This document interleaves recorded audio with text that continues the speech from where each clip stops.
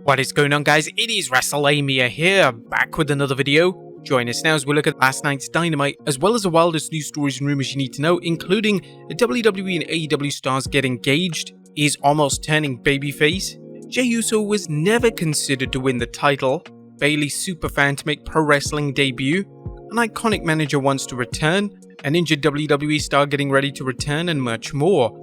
Be sure to subscribe and hit that notification bell for daily wrestling videos, and follow us on Facebook for exclusive lists. Also check out our new channel, Wrestlelamia Shorts. Now, as always, we won't recap the show, but just look at the good, the bad, and the downright ugly. As always, we start off with the good as number 1, the Young Bucks versus the Hardy Boys.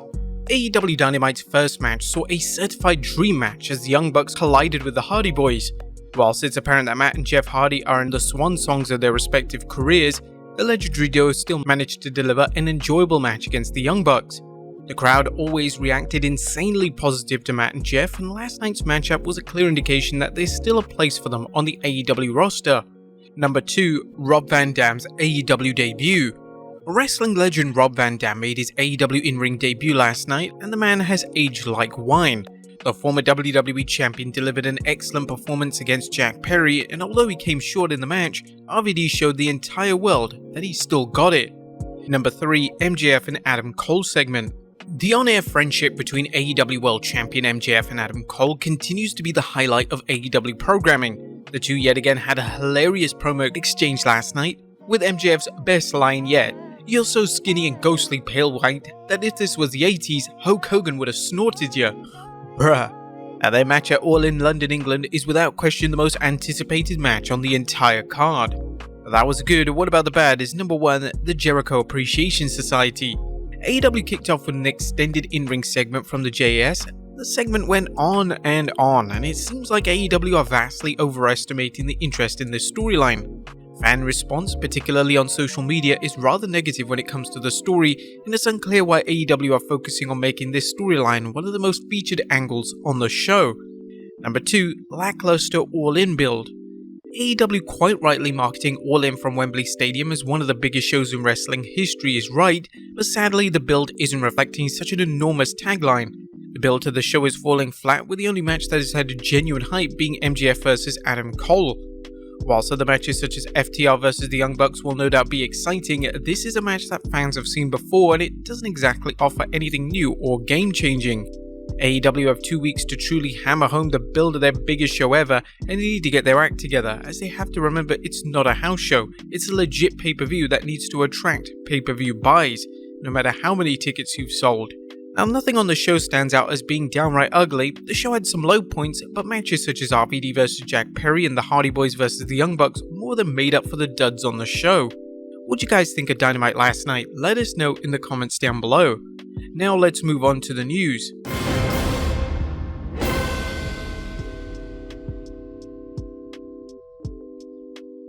Our first story looks at WWE and AEW stars get engaged. Our top story today shares some congratulatory news when it comes to WWE star Rhea Ripley and AEW star Buddy Matthews. Ripley took to Instagram to share the news that her and Matthews are now engaged, and she had a wholesome caption for the post. The two first went public with the relationship back in 2022, and we here at Wrestlelamia would like to congratulate both Ripley and Matthews on their special announcement. Next up is Omos turning babyface. Omos has been presented as a heel since making his main roster debut, but that doesn't mean that the WWE star isn't thinking of the possibility of turning babyface. During an interview with Sportsnet, Omos stated, "From a psychology standpoint, it can be very challenging for someone who's 7'3", muscles, and huge and intimidating to get sympathy. Heels don't inspire people, only babyfaces do. And for me, that's going to be the challenge. How can this big, giant person inspire people?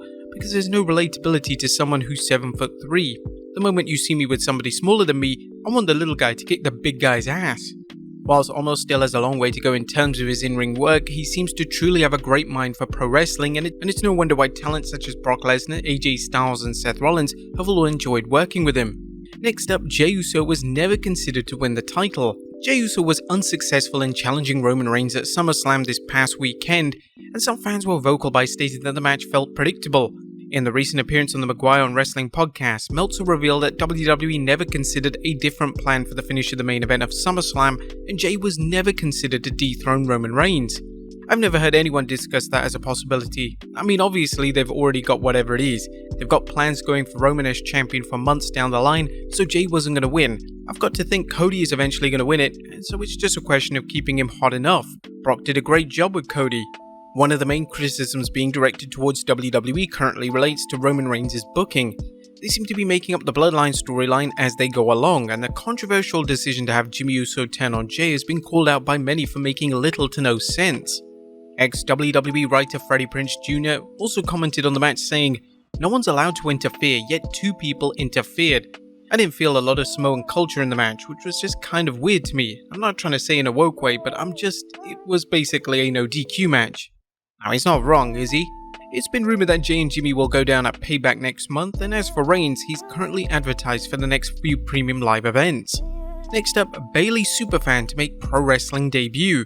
Izzy Morano was considered to be Bayley's #1 fan, but now she's all grown up and set to make a pro wrestling debut. Morano, who's now 16, will be making an in-ring wrestling debut for Mission Pro Wrestling, a Texas-based wrestling promotion run by former AEW Women's Champion Thunder Rosa. Morano's debut is set to take place this Saturday, and she'll be taking on an independent wrestler known as Jasmine Allure. Pro wrestler already? Damn, I feel old.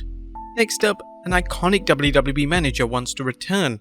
Jimmy Hart is one of the most beloved and most well-known managers in WWE history, and it looks like Hart is pitching a WWE return.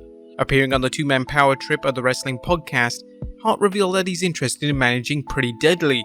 Oh my god, there's a new team that just came in with them. One of the kids got his shoulder hurt. He was formerly with NXT, and I wish I could think of their name.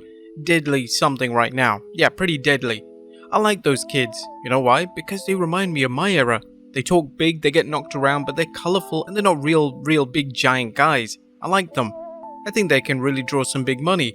If I had a chance to do it again, that's who I'd like to be with. Do you think Jimmy Hart should return and manage Pretty Deadly? Let us know in the comments down below. Next up, a WWE executive wants a new role. Road Dogg is one of the busiest individuals in all of WWE, as well as being the Senior Vice President of Live Events. The former IC champion also has a weekly podcast in which he discusses a range of topics. On the latest edition of his podcast, Road Dogg discussed how he wants to try his hand at commentary before he retires. I think I'm pretty good at talking. I would love, before I get too old, to do commentary. Would you guys like to see Road Dogg have a stint in commentary? Let us know in the comments down below. Next up, a WWE manager coming out of retirement. WWE manager MVP only had a handful of matches since returning to the company in 2020, and now he's confirmed that he's not retired just yet. Interestingly, MVP announced this to the world whilst posting out a workout video to his Instagram page, and it's possible that the former US champion is planning on returning to the ring for one more run. MVP is the current manager of Omos, but Omos has been making limited appearances on WWE TV as of late, so it's possible that they're looking to get MVP back in the squared circle. And finally, an injured WWE star getting ready to return. Our final story today takes a look at the injury status of one of WWE's most popular stars. R-Truth has been out of action since last year after he suffered a torn quad on NXT TV. The torn quad is one of the most serious injuries a wrestler can suffer, but luckily it looks like Truth is on the mend. Truth took to Twitter to show fans he was working out on the WWE PC, so this is a clear indication that his recovery is going as planned. But there you have it folks, the wildest news stories and rumours you need to know. Be sure to leave your comments down below, and I'll see you next time with some more wrestling content.